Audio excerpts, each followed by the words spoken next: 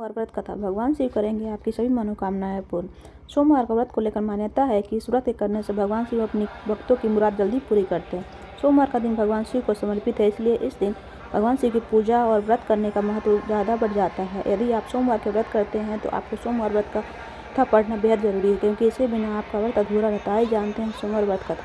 सोमवार व्रत कथा। देवों के देव महादेव बहुत ही भोले माने जाते हैं, इसलिए उनका एक नाम भोलेनाथ भी है। पुरानी मान्यता के अनुसार भगवान शंकर को प्रसन्न करने के लिए किसी भी तरह के खास विशेष पूजन की आवश्यकता नहीं होती, क्योंकि कहा जाता है कि वह भोले हैं और भक्त की मन से की गई क्षणिक मात्र की भक्ति से भी प्रसन्न हो जाते हैं। अगर आप भी शिव जी की भक्ति और कृपा पाने के लिए सावन के सोमवार या किसी भी सोमवार का व्रत करना स्टार्ट कर चाहते हैं तो इस व्रत के कथा से भोलेनाथ को प्रसन्न कर सकते हैं।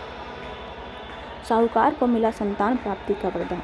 एक बार किसी एक नगर में साहूकार था। उसे घर में धन की कमी नहीं थी, लेकिन कोई संतान न होने के कारण बहुत दुखी था। संतान प्राप्ति के लिए वह हर सोमवार को व्रत रखता था और पूरी श्रद्धा के साथ शिव मंदिर जाकर भगवान शिव और माता पार्वती की पूजा करता था। उसकी भक्ति देखकर एक दिन माँ पार्वती प्रसन्न होकर भगवान शिव से साहूकार की मनोकामना पूर्ण करने का निवेदन किया। पार्वती जी के आग्रह पर भगवान शिव ने कहा, हे पार्वती, इस संसार में हर प्राणी को उसके कर्मों का फल मिलता है और उसके भाग्य में जो लिखा होता है उसे भोगना ही पड़ता है। लेकिन पार्वती जी ने साहूकार की भक्ति देखकर उसकी मनोकामना पूर्ण करने की इच्छा व्यक्त की। माता पार्वती के आग्रह पर शिव जी ने साहूकार को पुत्र प्राप्ति का वरदान तो दिया, लेकिन उन्होंने बताया कि यह 12 वर्ष तक ही जीवित रहेगा। माता पार्वती और भगवान शिव की बातचीत को साहूकार सुन रहा था, इसलिए उसे न तो इस बात की खुशी थी और न ही दुख था। वह पहले की भांति शिव जी की पूजा करता रहा। कुछ समय के बाद साहूकार की पत्नी ने एक पुत्र को जन्म दिया। जब वह 11 वर्ष का हो गया तो उसे पढ़ने के लिए काशी भेज दिया। साहूकार ने पुत्र के मामा को बुलाकर उसे बहुत सारा धन देते हुए कहा कि तुम इस बालक को काशी विद्या प्राप्त करने के लिए ले जाओ। तुम लोग रास्ते में यज्ञ कराते जाना और ब्राह्मणों को भोजन दक्षिणा देते हुए जाना। दोनों मामा भांजे इसी तरह यज्ञ कराते और ब्राह्मणों को दान दक्षिणा देते काशी नगरी चले पड़े। इस दौरान रात में एक नगर पर जहाँ नगर के राजा की कन्या का विवाह था, लेकिन जिस राजकुमार से उसका विवाह होने वाला था वह आँख से काना था।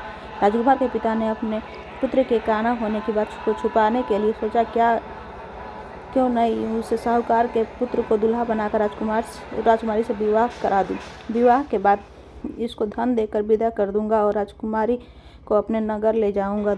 लड़के को दूल्हे के वस्त्र पहनाकर दूसरी राजकुमारी से विवाह करा दिया गया। साहूकार का पुत्र ईमानदार था, उसे यह बात सही नहीं लगी, इसलिए उसने अवसर पाकर राजकुमारी के दुपट्टे पर लिखा कि तुम्हारा विवाह तो मेरे साथ हुआ है, लेकिन जिस राजकुमार के संग तुम्हें भेजा जाएगा वह एक आँख से काना है।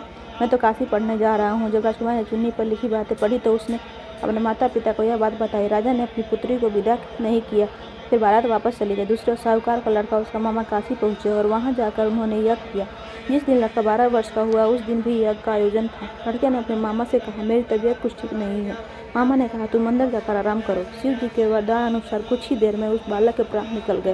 वृद्ध भांजे को देखकर उसके मामा ने विलाप करना शुरू किया। संयोगवश उस समय शिव जी और माता पार्वती उधर से जा रहे थे। पार्वती माता ने भोलेनाथ से कहा, स्वामी, मुझे इसके रोने के स्वर सहन नहीं हो रहे हैं, आप इस व्यक्ति के कष्ट को अवश्य दूर करें। जब शिव जी मृत बालक के समीप गए तो वो बोले कि यह उसी साहूकार का पुत्र है जिसे मैंने 12 वर्ष की आयु का वरदान दिया था। अब इसकी आयु पूरी हो चुकी है। लेकिन मातृभाव से विभोर माता पार्वती ने कहा कि हे महादेव, आप इस बालक को और आयु देने की कृपा करें, अन्यथा इसके वियोग में इसके माता पिता भी तड़प तड़प कर मर जाएंगे। माता पार्वती के पुनः आग्रह पर भगवान शिव ने उस लड़के को जीवित होने का वरदान दिया। शिव जी की कृपा से वह लड़का जीवित हो गया।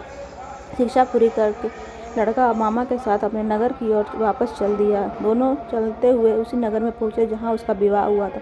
उस नगर में उन्होंने योग का आयोजन किया। उस लड़के के ससुर ने उसे पहचान लिया और महल में ले जाकर उसकी खरीदारी की और अपनी पुत्री को विदा किया।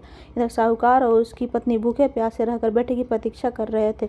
उन्होंने प्रण कर लिया था कि यदि उन्हें अपने बेटे की मृत्यु का समाचार मिला तो वह भी प्राण त्याग देंगे, परंतु अपने बेटे के जीवित होने का समाचार पाकर वह बेहद प्रसन्न हुए।